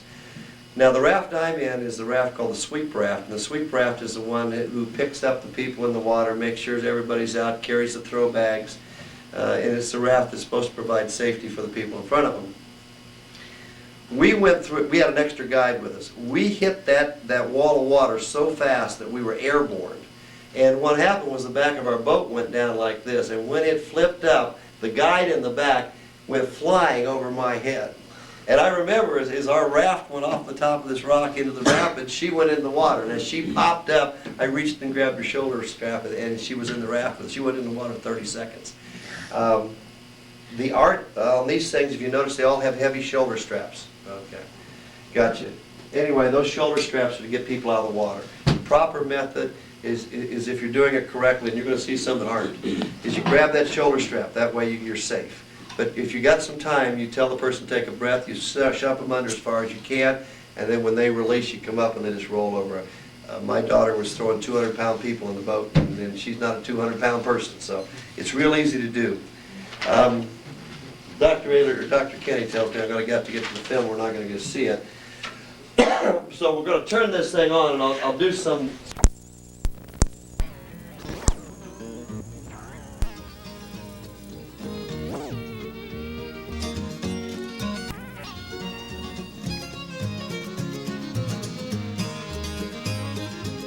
This could be you. These could be your friends or family. Enjoying the excitement and beauty that await you is still a pool at the bottom of each rapid.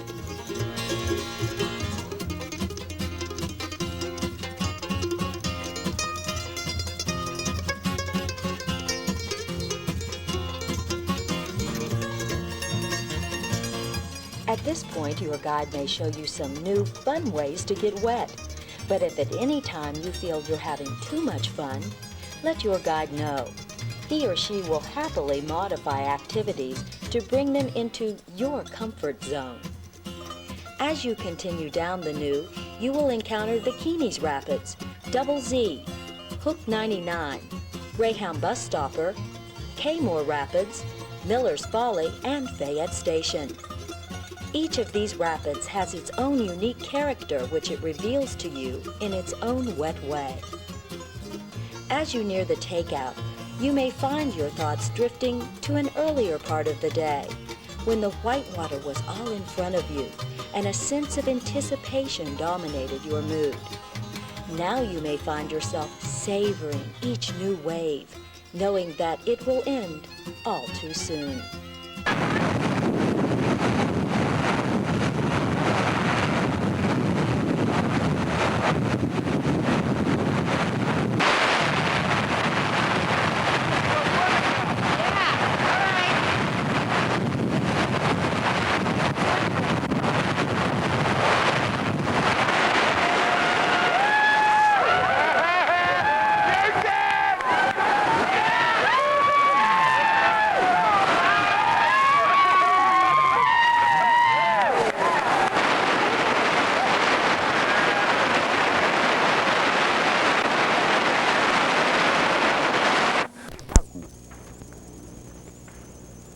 Our first gentle ripple piques our interest for the more exciting water to come.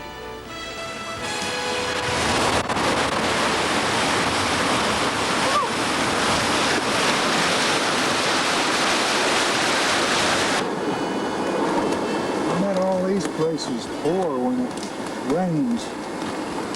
Mom, you ever been down here when it rains hard? Oh yeah, that's the only Did feature you pour get off out of a these- rainstorm is that you do get some nice waterfalls. Waterfalls, I would think, with Particularly all up this on the rock. Yampa, it's more sheer cliffs, it's more overhangs, a little more of the, Oh, it dumps right up. and it just kind of.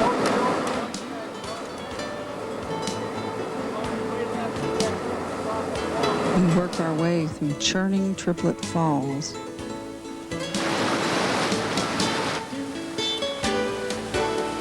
Next is the more challenging Hell's Half Mile.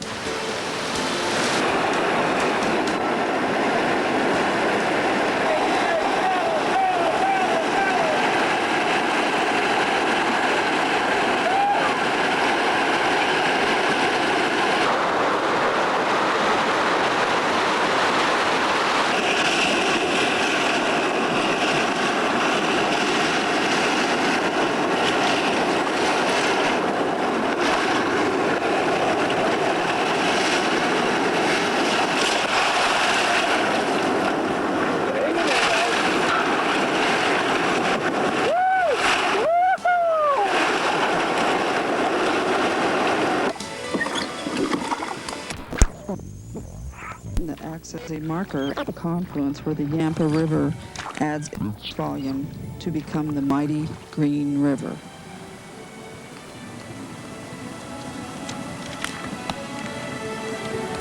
Desert bighorn sheep graze leisurely at Jones Hole.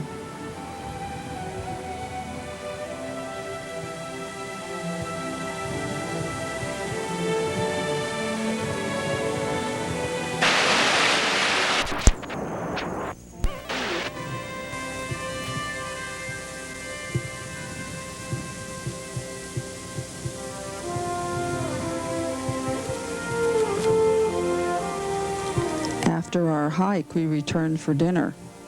T-bone steaks, our favorite.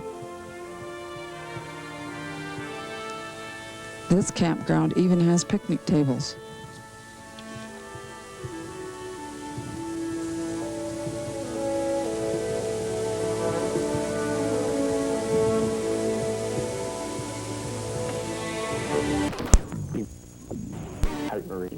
Have your life jacket, so always have it handy. And no games as far as we're pushing buddies in the water, Hey, put your life jacket on. Why? Oh, it's ridiculous. Gotta do that kind of thing. Be careful, all right? If you're going into the water, you go feet first very slowly. Never dive in the river. Absolutely a big deal out here. Jerry, I went through the list, but is there anything else I should remember? Sounds pretty good to me. Think we're on top of it? Does anybody have any questions?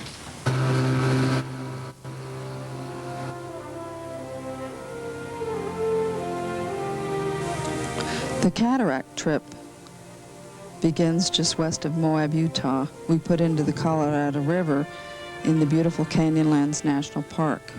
Splash is constant, wet, and very cold.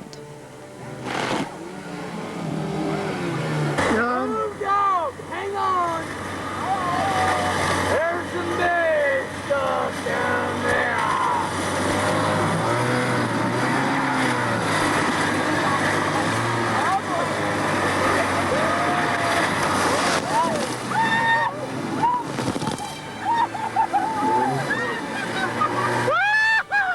You might see yourself in it. And feel free to laugh. The injuries weren't serious. The word for today is hole. Make that big hole.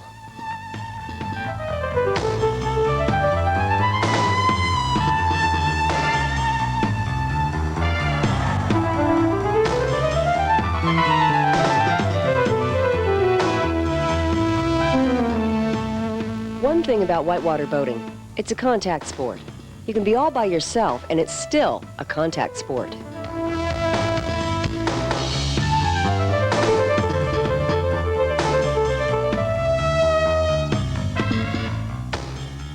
Boating's also a spectator sport. Note the sympathetic crowd.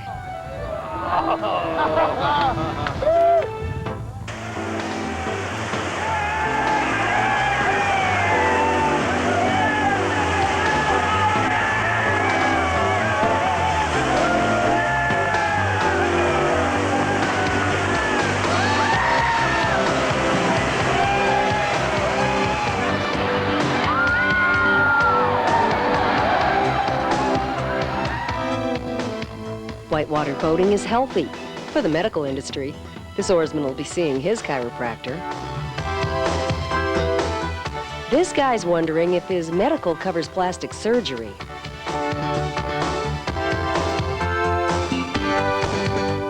Watch the paddle captain, the one in the pink, as she gently encourages her crew to high side.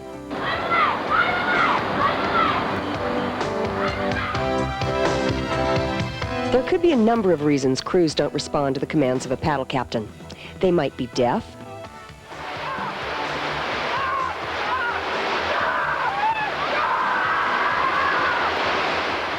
maybe they don't speak English,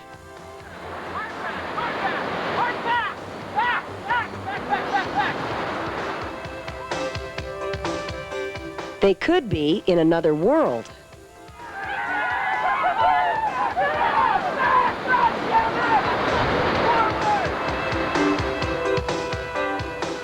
However, there is one species of boater that doesn't have to worry too much about verbal communication with others: the kayaker.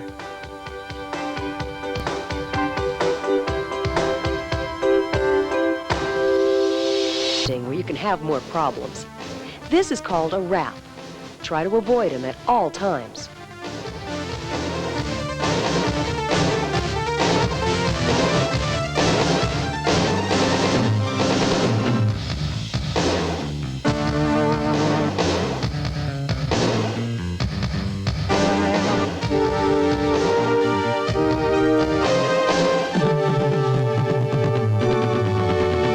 Like a yard sale, doesn't it?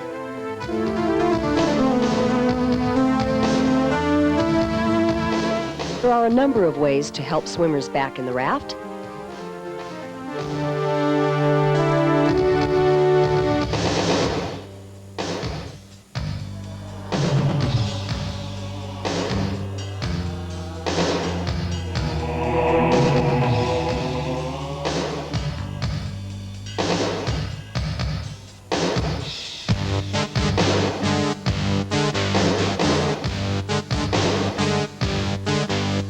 Now, a demonstration on the proper way to swim a rapid.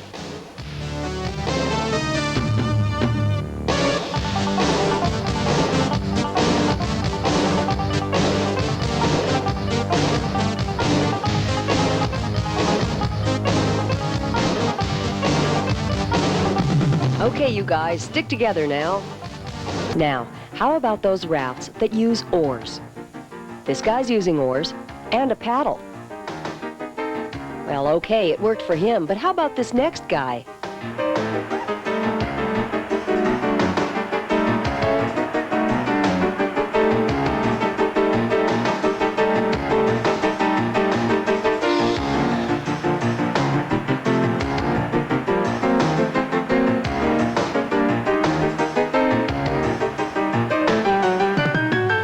If this oarsman knew the kind of day he was going to have, he'd have stayed home.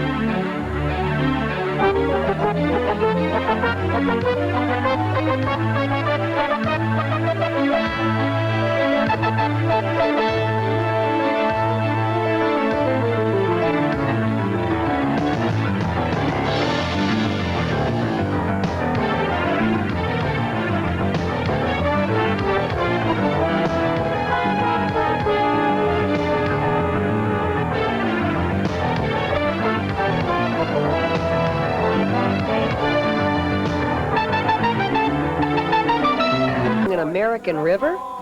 Perestroika, glasnost, right on. The Soviets definitely have their own style. Their homemade cataracts may look a little funky compared to American standards, but they do the job, and they do it well.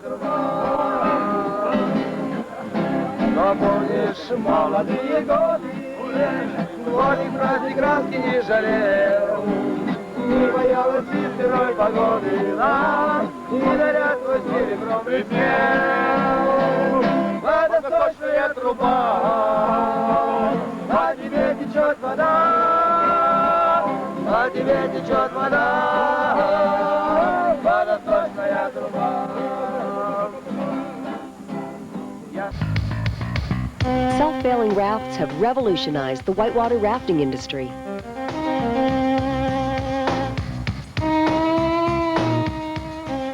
And you thought self-bailing had to do with the way the water drained out.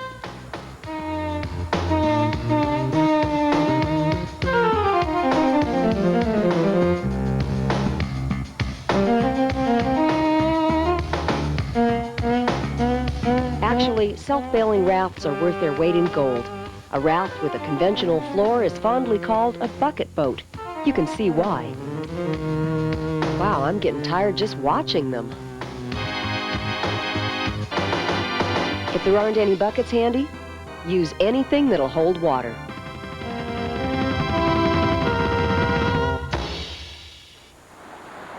Takelma Gorge on the Upper Rogue. The put-in is nothing compared to the hot little stretch of Class 5 whitewater below. The rapids there are cleverly named, number 1, number 2, number 3, and so on. Here's a sneak preview featuring number 1.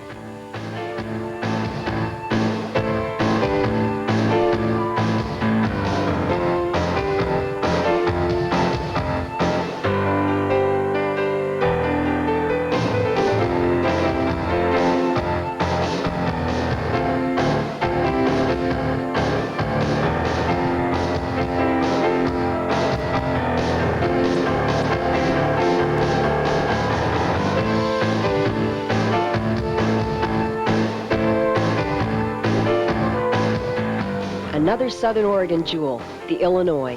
Catchment of the rapids unrunnable. In case of an emergency, evacuation is by helicopter.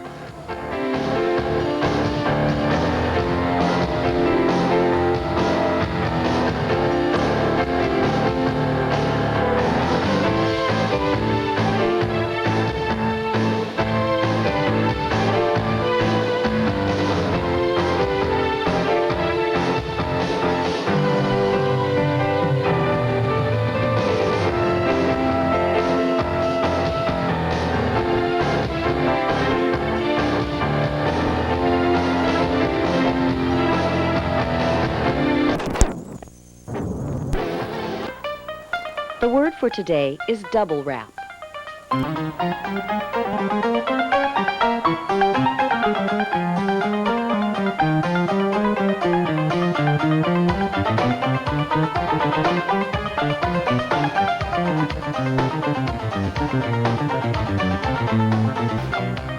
Well, that's one way to get a boat out of a hole.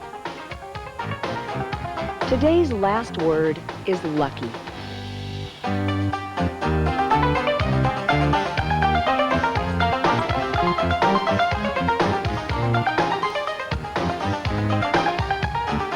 Sometimes luck is only with half the boat. Sometimes it's only with 1/3. Sometimes you think luck is with you, then you find out it isn't.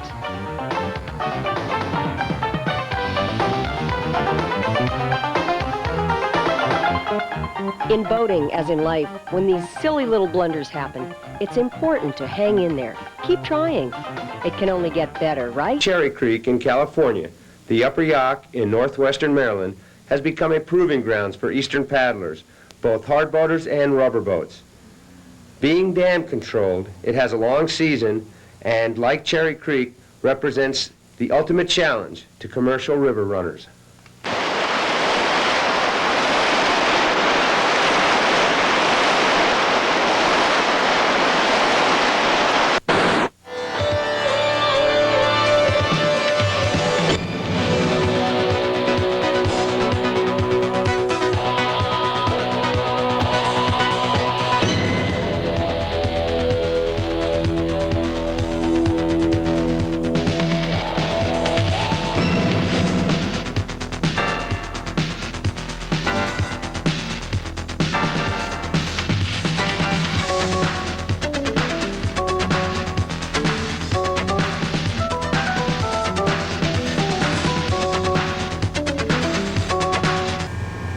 Upper Yaak generally runs Monday through Friday from April to October. The releases vary depending on water levels above the dam. During the spring and summer of 1986, when this footage was taken, water levels were right around 2.2 feet, which is around 900 CFS. At water levels above 3 feet, be prepared for serious Class 5 whitewater.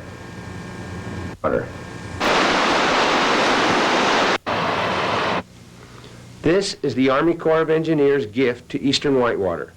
2,400 CFS of nonstop action for 3 weeks every fall. Gully season is a yearly excuse for paddlers all over the East to drop everything and head to the Summersville Dam in West Virginia. On weekends, this river accommodates an average of 2,500 people per day, and they all seem to have a great time.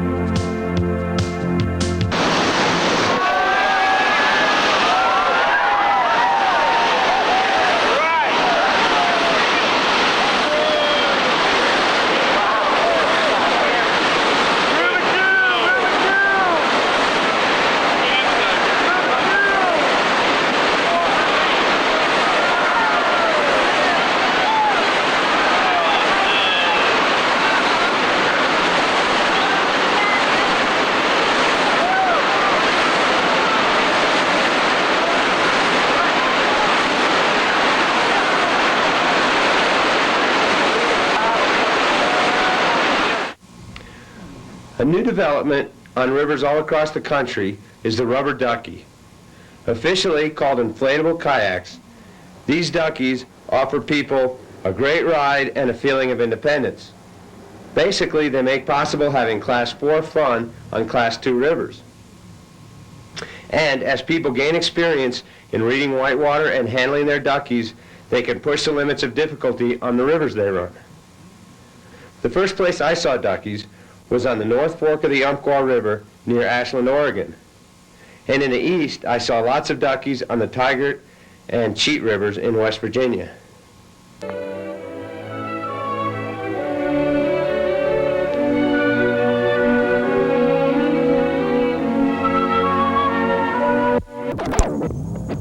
Rivers is they are mostly short enough to be run in one day.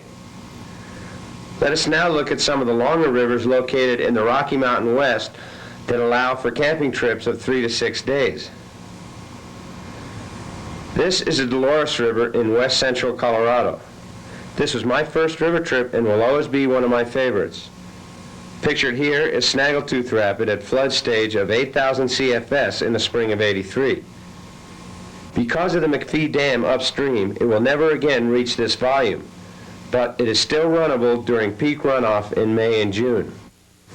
Another thing you'll notice about these camping rivers is that most of the rafts are oar-powered. This is due mostly to the fact that oar-rigged rafts allow for more cargo space to carry all the necessities of camping on the river.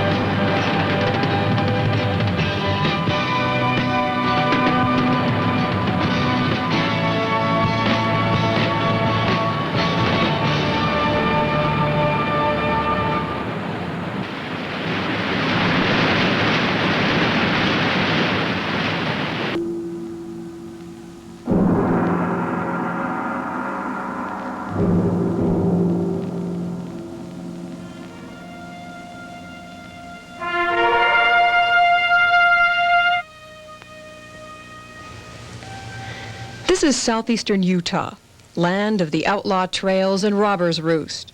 Much of this beautiful country is as wild today as it was when Butch Cassidy and the Sundance Kid hid out among these same buttes and canyons. No words, nor even pictures, can describe the beauty and grandeur of Canyonlands National Park, wrote Bates Wilson, the park's first superintendent. Nor can they adequately convey the wonder and the sense of mystery that give it dimension and meaning. Harsh and fragile, stark yet beautiful. You have to see it to believe it. And even then, you may go away with the awesome feeling that its secrets have escaped you. And no matter where you go, its charm will forever tug on you like a magnet. You'll pass through and marvel at the wind-sculptured sandstone cliffs with their spires and pinnacles, mesas and amphitheaters. There's ample time for off-river hiking, and side trips are made to hidden canyons. Millions of years of time are represented in the canyon walls, with the time periods changing as we float ever deeper into the canyon. Remote campsites and hiking trails offer unparalleled photographic opportunities. There is a river the Indians call Laksa. It means rough water. This river runs along the north end of the Selway Bitterroot Wilderness and the Idaho Primitive Area. It's the largest natural setting in the contiguous 48 states. If you're looking for a challenging whitewater experience, you can't pass up this incredible trip. During the high water of early and mid-June, we run what's called paddle assist rowing trips. That's where the guide maneuvers the raft while you help and hang on. Now, once the level drops, we run paddle raft trips where you can better enjoy the experience by doing some of the paddling. Just a few simple commands. There's forward, there's back, and there's draw.